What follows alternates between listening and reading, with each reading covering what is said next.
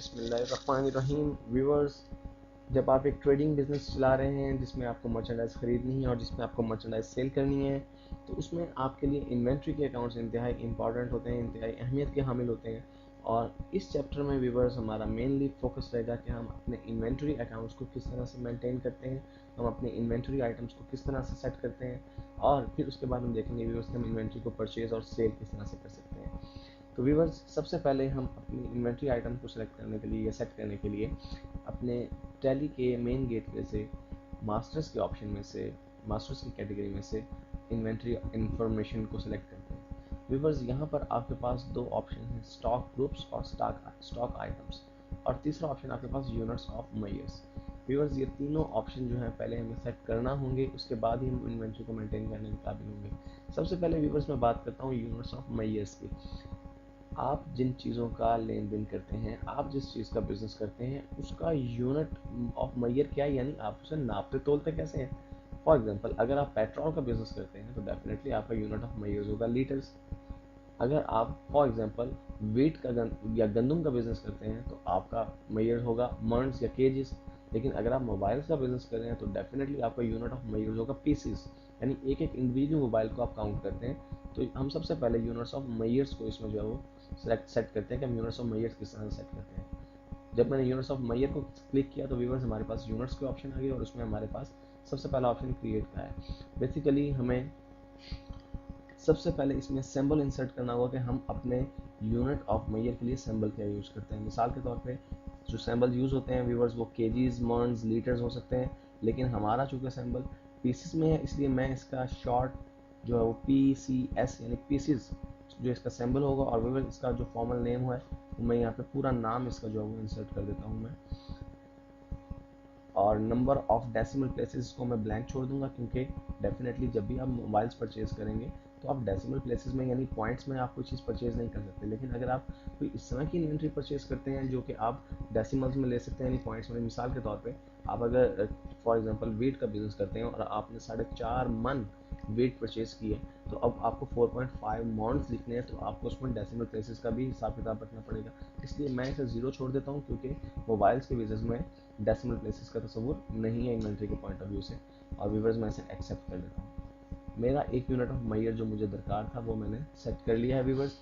Next चीज़ viewers जो मुझे set करनी है बैक जाके, वो है मेरा स्टॉक ग्रुप। व्यूअर्स, अगर आपकी इन्वेंट्री डिफरेंट कैटेगरीज की है, डिफरेंट किस्म की है, तो आप फिर उसके लिए डिफरेंट ग्रुप्स बना सकते हैं। मिसाल के तौर पर अगर आपका कंप्यूटर का बिजनेस है और आप कंप्यूटर के डिफरेंट पार्ट्स को भी सेल करते हैं, आप LCDs भी सेल करते हैं, आप पूरा कंप्यूटर भी सेल करते हैं, तो आप उनके डिफरेंट ग्रुप्स बना लेंगे। फॉर एग्जांपल LCDs का ग्रुप अलग बना लेंगे आप अपने जो है वो कंप्यूटर पार्ट्स का ग्रुप अलग बना लेंगे। लेकिन व्यूअर्स, यहाँ पर मैं फिलहाल सिर्फ एक ही ग्रुप क्रिएट करूँगा, जो कि चूँकि मेरा मोबाइल का बिजनेस और मेरे तमाम जितने भी मोबाइल हैं वो एक ही जैसे होंगे, तो मैं उनके लिए एक ही ग्रुप जो है क्रिएट करूँगा। स्टॉक ग्रुप्स में जाके व्यूअर्स मैंने स्टॉक ग्रुप को सिलेक्ट किया और फिर क्रिएट के बटन पर क्लिक किया, और यहाँ पे नाम मैं उसका दे देता हूँ व्यूअर्स ग्रुप का मोबाइल्स। व्यूअर्स, अगर आप ये ग्रुप क्रिएट नहीं करेंगे तो जो है इससे कोई प्रॉब्लम तो क्रिएट नहीं होगी, लेकिन बेहतर है कि अगर आपके बिजनेस की इन्वेंट्री एक से ज़्यादा किस्म की है तो फिर आप ग्रुप्स ज़रूर क्रिएट कीजिए, ताकि आपको अपने कैटेगरी के हिसाब से आप देख सकें कि आपके पास कौन सी इन्वेंट्री कितनी मालियत में मौजूद है। और व्यूअर्स, यहाँ पर अंडर के ऑप्शन में यहाँ पे प्राइमरी है, इसको प्राइमरी ही रहने दीजिए, इसको चेंज मत कीजिए और इसे एक्सेप्ट कर लीजिए। अब व्यूअर्स, हमारा एक ग्रुप भी जो है वो क्रिएट हो चुका है, हमारा यूनिट ऑफ मेजर भी क्रिएट हो चुका है। अब हमें अपने इन्वेंट्री के आइटम्स को क्रिएट करना है। तो व्यूअर्स, जिस तरह से आप अपने लेजर्स को सिंगल और मल्टीपल जो है ऑप्शन में क्रिएट कर सकते हैं, बिल्कुल उसी तरह से आप अपने इन्वेंट्री को भी सिंगल और मल्टीपल स्टॉक ग्रुप्स में क्रिएट कर सकते हैं। लेकिन मैं आपको सजेस्ट करूंगा कि जब आप स्टॉक ग्रुप्स या स्टॉक इन्वेंट्री की जो आइटम्स को सेट कर रहे हो तो सिंगल ऑप्शन को यूज़ करें, सिंगल स्टॉक ऑप्शन को। और व्यूअर्स, मैं सिंगल स्टॉक ऑप्शन को यूज़ करते हुए अपनी 2 या 3 इन्वेंट्री आइटम्स को एंटर करता हूँ इस सॉफ्टवेयर में।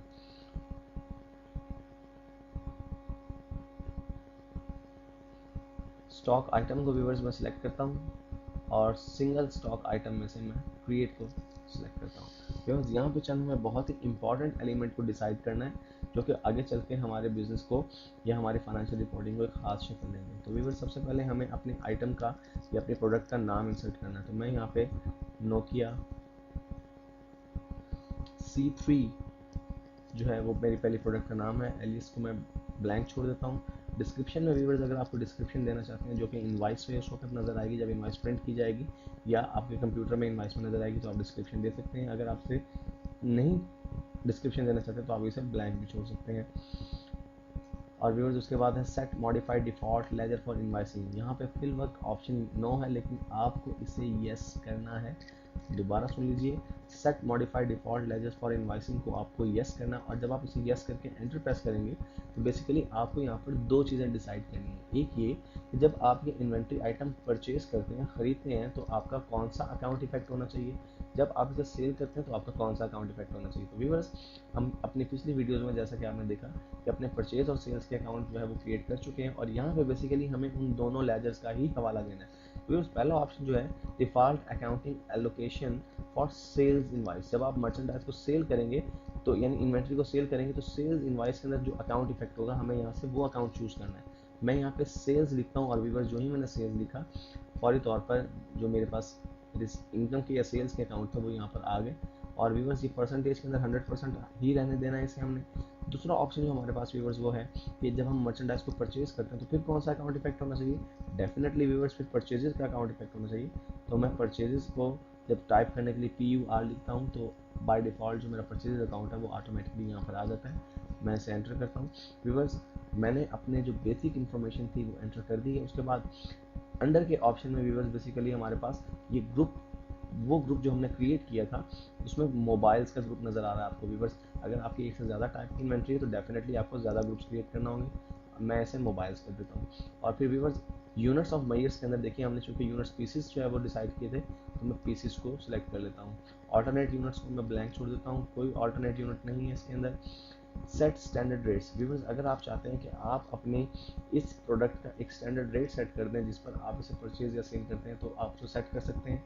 लेकिन अगर आप समझते हैं कि आपकी प्रोडक्ट ऐसी है जिसकी प्राइसेस कम या ज़्यादा हो सकती हैं या फ्लक्चुएट करती रहती हैं तो भी स्टैंडर्ड प्राइस बेशक ना भी सेट कीजिए, उससे फ़र्क नहीं पड़ता। और व्यूअर्स इस पर किसी के अंदर कोई टैक्सेशन नहीं है, इसको मैं ब्लैंक छोड़ देता हूँ। कॉस्टिंग मेथड के अंदर व्यूअर्स इसमें जो है वो एवरेज कॉस्ट मेथड है। कॉस्टिंग मेथड से क्या मुराद है व्यूअर्स, साल के आखिर में आपकी जो इन्वेंट्री होगी उसको व्यूअर्स आप कौन से मेथड के तहत जो कॉस्ट करेंगे। बेसिकली इन्वेंट्री की कॉस्टिंग के 4 बहुत ही फेमस मेथड है जिसमें लाइफो यानी last in first out, FIFO यानी first in first out, average costing method और आपका स्पेसिफिक आइडेंटिफिकेशन मेथड जो है वो इस्तेमाल किया जाता है। यहाँ पर आप अपनी अकाउंटिंग की पॉलिसीज के मुताबिक जो भी आप मेथड अडॉप्ट करना चाहें, लेकिन मोस्ट वाइडली यूज होने वाला जो मेथड है वो फर्स्ट इन फर्स्ट आउट यानी फाइफो है, तो आप व्यूअर्स फाइफो को सिलेक्ट कर सकते हैं। और मार्केट वैल्यूएशन मेथड में आप एवरेज प्राइस मेथड को ही रहने दीजिए, और बाकी तमाम ऑप्शंस को व्यूअर्स आप फिलहाल नो ही रहने दें। और इसको ओपनिंग बैलेंस में हमारे पास कोई ओपनिंग बैलेंस नहीं है, इसको मैं एज इट इज़ छोड़ देता हूँ और इसको मैं एक्सेप्ट कर लेता हूँ। यस व्यूअर्स जब मैंने इसको यस किया तो हमारी एक इन्वेंट्री आइटम जो है वो ऐड हो चुकी है, और अब मैं इन्वेंट्री को परचेज या सेल करने की कंडीशन में आ चुका हूँ। लेकिन मैं चाहता हूँ कि मैं इसके साथ साथ एक और इन्वेंट्री आइटम भी अपने स्टॉक आइटम में ऐड कर लूँ, तो मैं क्रिएट करता हूँ दोबारा से, और अब की बार मैं ऐड करता हूँ इसमें सैमसंग C3530, और डिस्क्रिप्शन में मैं इसको ब्लैंक छोड़ देता हूँ और यस करता हूँ modified default ledger for invoicing को। और डेफिनेटली मुझे सबसे पहले अपनी इस प्रोडक्ट के लिए सेल्स की जो है वो लेजर है उसको डिसाइड करना है, तो मैंने सेल्स के लेजर को सिलेक्ट किया। फिर परचेज़ के लेजर को मुझे सिलेक्ट करना है, तो मैंने परचेज़ के लेजर को सिलेक्ट किया। और उसके बाद ग्रुप के अंदर व्यूवर्स में इसको मोबाइल्स की कैटेगरी में डाल देता हूँ, और पीसीज इसकी जो है वो यूनिट्स ऑफ मईयर है, और नॉट एप्लीकेबल अल्टरनेट यूनिट कोई नहीं है हमारे पास, और स्टैंडर्ड्स मैं सेट नहीं करना चाहता। और व्यूवर्स बाकी ऑप्शन को भी मैं एज इट इज़ रहने देते हुए इसे भी सेव कर लेता हूँ। व्यूवर्स इस वीडियो में हमने अपनी 2 इन्वेंट्री आइटम्स के अकाउंट्स को सेट किया। अब ये इन्वेंट्री आइटम्स हम परचेज भी कर सकते हैं और सेल भी कर सकते हैं, और आगे आने वाली वीडियो में व्यूवर्स हम इस इन्वेंट्री को परचेज और सेल करना सीखेंगे।